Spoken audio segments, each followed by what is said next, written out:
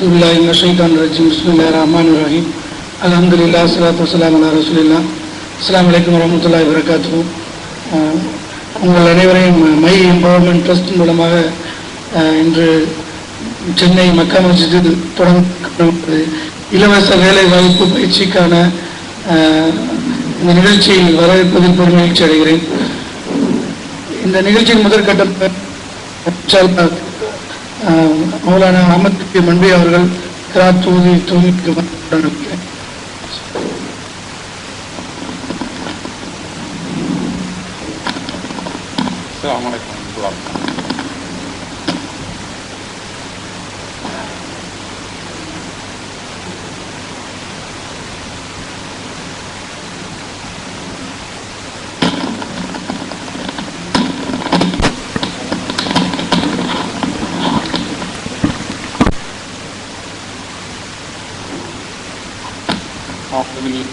الشيطان الرجيم. بسم الله الرحمن الرحيم. يا أيها الذين آمنوا اتقوا الله وقولوا قولا سديدا يصلح لكم أعمالكم ويغفر لكم ذنوبكم ومن يطع الله ورسوله فقد فاز فوزا عظيما. إنا عرضنا الأمانة على السماوات والأرض والجبال فأبين أن يحملنها وأشفقن منها وحملها الإنسان إنه كان ظلوما جهولا. ليعذب الله المنافقين والمنافقات والمشركين والمشركات ويتوب الله على المؤمنين والمؤمنات وكان الله غفورا رحيما.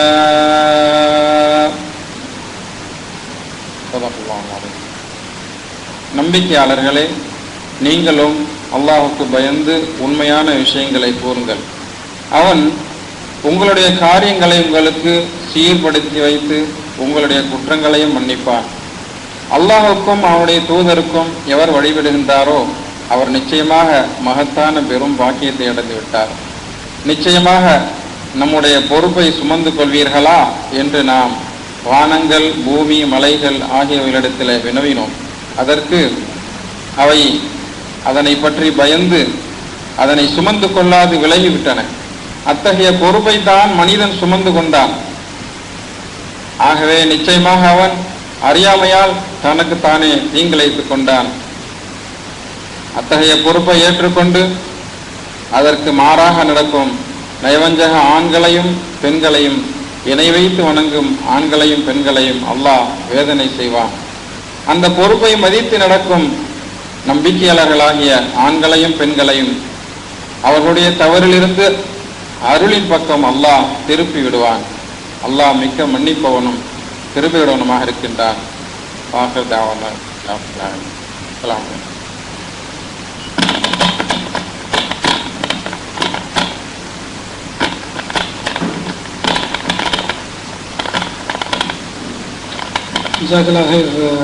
அகமது கபீர் அவர்களே, இந்த ப்ரோக்ராம் நம்ம ஆரம்பிக்கிறோட இன்றைக்கி நோக்கம் என்னென்னா ஒரு தொடக்கம்.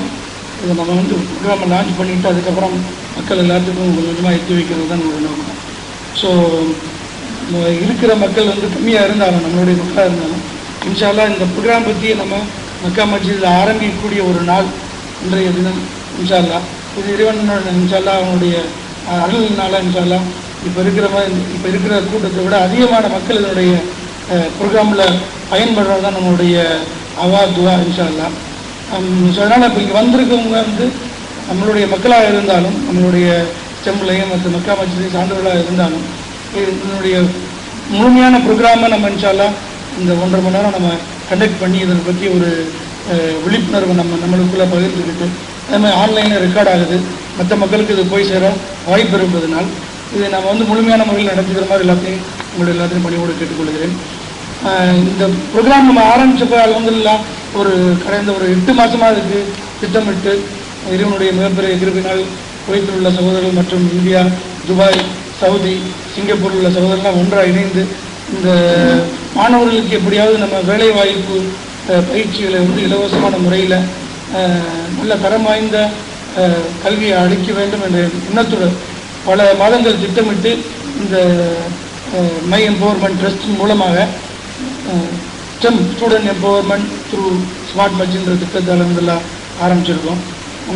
இதனுடைய இன்ட்ரடக்ஷன் இது எப்படி ஆரம்பிச்சிச்சு, இதனுடைய நோக்கம் என்ன என்பதை இன்ஷால்லா கேப்டன் அமீர் அலி சொல்லுவாங்க. அது மாதிரி ஸ்கில் டெவலப்மெண்ட் இந்த ப்ரோக்ராமில் என்னென்ன இருக்குது, இப்படிலாம் நம்ம இந்த ஐடி ப்ரோக்ராம் இல்லாமல் மற்ற ப்ரோக்ராம்ஸில் என்னென்னலாம் கொடுக்க முடியும், கவர்மெண்ட் என்னென்ன தேவை இருக்குன்றதை ஜனாப் ரஃபீக் சாப் அவங்க எஜுகேஷனோட டைரக்டர் அவங்க கொடுப்பாங்க இன்ஷால்லா. கடைசியில் கொஸ்டின் ஆன்சர் செஷன், மற்றபடி எதுவும் விளக்கம் தேவைப்படும் இன்ஷால்லா நான் அதை பற்றி ஒரு விளக்கம் கொடுப்பேன். நிகழ்ச்சியினுடைய முதல் கட்டமாக கிராத்துக்கு அப்புறம் இந்த ப்ரோக்ராமை துவங்கி வைத்து வரவேற்புரை ஆற்றுமாறு மௌலானா சம்சுதீன் காஸ்மி அவர்களை முடன் அழைக்கிறேன்.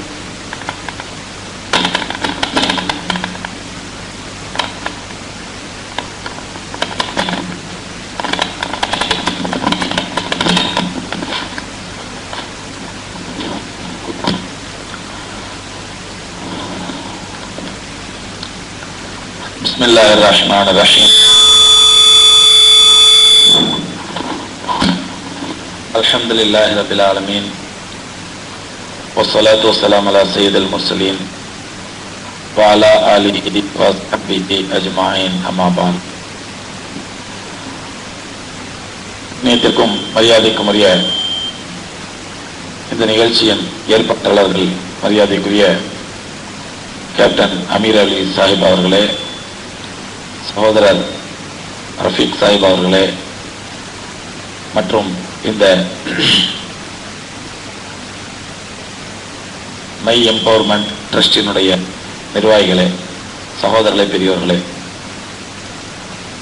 இந்நிகழ்ச்சியை லைவ் ஸ்ட்ரீம் மூலமாக பல இடங்களிலிருந்தும் பார்த்து கொண்டிருக்கும் அனைத்து சகோதரர்களே, எல்லாம் வல்ல ரப்புல் ஆலமீனுடைய சாந்தியும் சமாதானமும் நல்லருளும் நற்கிருபையும் நம் அனைவர் மீதும் உண்டாவதாக என்று கூறி துஆ செய்த வண்ணம் என்னுடைய ஆரம்பம் செய்கின்றேன்.